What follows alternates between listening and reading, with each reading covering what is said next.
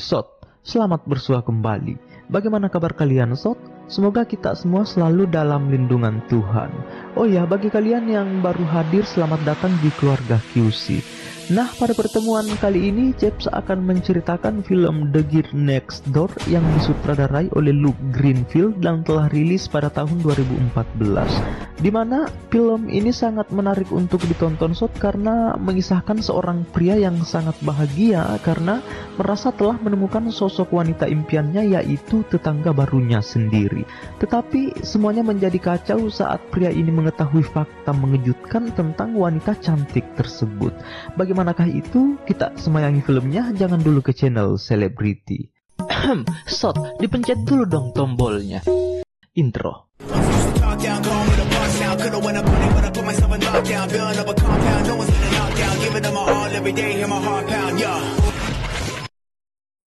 Pertama-tama, Sot, kita akan melihat seorang pria bernama Matt, merupakan seorang siswa SMA yang sebentar lagi akan lulus.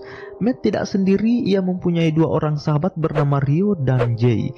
Si Matt ini, Sot, merupakan ketua OSIS di sekolah tersebut. Di sini ia sedang mengumumkan keberhasilannya, yaitu berhasil mengumpulkan uang guna untuk mendatangkan seseorang yang jenius dari Kamboja bernama Lexi. Nah, setelah acara selesai, Matt melihat teman-teman sekolahnya bolos untuk pergi ke pantai bercandaria. Ia pun mengajak Rio dan Jay untuk mengikuti mereka guna untuk merayakan masa-masa terakhirnya di SMA. Tetapi Rio dan Jay tidak mau ikut. Akhirnya Matt berangkat sendiri, tetapi pada saat dia di dalam mobil, tiba-tiba berubah pikiran dan memutuskan untuk balik ke rumahnya saja. Pada saat sampai di rumah, Matt sedikit heran melihat mobil cantik yang ada di samping rumahnya. Malam harinya, pada saat Matt keluar membuang sampah, kebetulan ia melihat pemilik mobil tersebut dan tidak sengaja menabrak tong sampah karena fokus dengan kecantikan, keseksian, dan lirikan gadis pemilik mobil itu yang bernama Tiara. Setelahnya, Matt langsung menelpon Rio dan memberitahu bahwa dirinya baru saja melihat gadis cantik bagaikan malaikat. Menoleh ke belakang, Matt tidak sengaja melihat Tiara yang sedang berganti pakaian. Ternyata Tiara menyadari jika Matt melihatnya, ia pun langsung mendatangi rumahnya dan tiba-tiba orang tua si Matt memanggilnya dengan suara lantang. Matt pun datang dengan wajah ketakutan. Ternyata, Sot, orang tuanya hanya ingin memperkenalkannya dengan Tiara, di mana Tiara ini adalah keponakan tetangganya dan ia tinggal untuk sementara waktu karena tetangganya sedang keluar kota. Setelahnya, Tiara meminta Matt untuk mengajaknya berkeliling di sekitaran rumah. Di sini Tiara menyuruh Matt untuk berhenti sejenak, lalu menyuruhnya untuk membuka baju, ya sebagai balasan karena Matt telah melihatnya berganti pakaian. Setelah mengerjai si Matt, mereka pun lanjut nongkrong di kafe, dan tingkah Tiara membuat Matt mulai jatuh cinta. Keesokan harinya, Tiara menjemput Matt di sekolah, padahal ia masih sementara belajar. Ya, karena perasaan mulai tumbuh, ia pun meninggalkan kelas lalu lompat ke mobil. Di sini, kedekatan mereka semakin asik dan semakin membahana. Setelahnya, mereka pun lanjut ke pesta teman sekolah si Matt, tetapi di sana Tiara malah digoda oleh para pria. Matt yang melihat hal itu merasa cemburu lalu mendekat dan langsung memainkan bibir Tiara selama 1 menit. Keesokan harinya, di sekolah, Rio mengajak Matt untuk menonton di salah satu ruangan, yaitu menonton film 18+. Ternyata pemerannya adalah Tiara. Mengetahui bahwa Tiara adalah bintang film bocep, Matt pun sangat kecewa dan hatinya seakan diiris oleh sembilu. Nah, pada saat Matt pulang sekolah, ternyata Tiara ada di rumahnya dan membuatnya kaget karena menghayalkan Tiara sedang melakukan adegan 18+ bersama orang tuanya. Setelahnya, ia masuk ke kamar untuk memperbaiki perasaannya yang sedang kacau. Di sini Tiara mengikutinya karena melihat Matt bertingkah aneh lalu mengajaknya untuk jalan. Di perjalanan, Matt mengajak Tiara untuk mendatangi hotel guna untuk menanam jagungnya karena sudah terlanjur hancur. Di sini Tiara sangat pekah kenapa Matt mengajaknya ke hotel. Ia pun langsung mengambil stang dan siap-siap untuk ditanami jagung. Ternyata, Matt tiba-tiba nervous dan gemetaran. Aduh, Matt langsung hajar dong. Ya, karena si Matt keringat dingin, akhirnya tidak jadi menanam dan hal itu membuat Tiara sangat kecewa lalu pergi. Keesokan harinya, Matt mendatangi rumah Tiara untuk meminta maaf. Tetapi ia dikejutkan dilanjutkan dengan adanya seorang pria yang bernama Galang.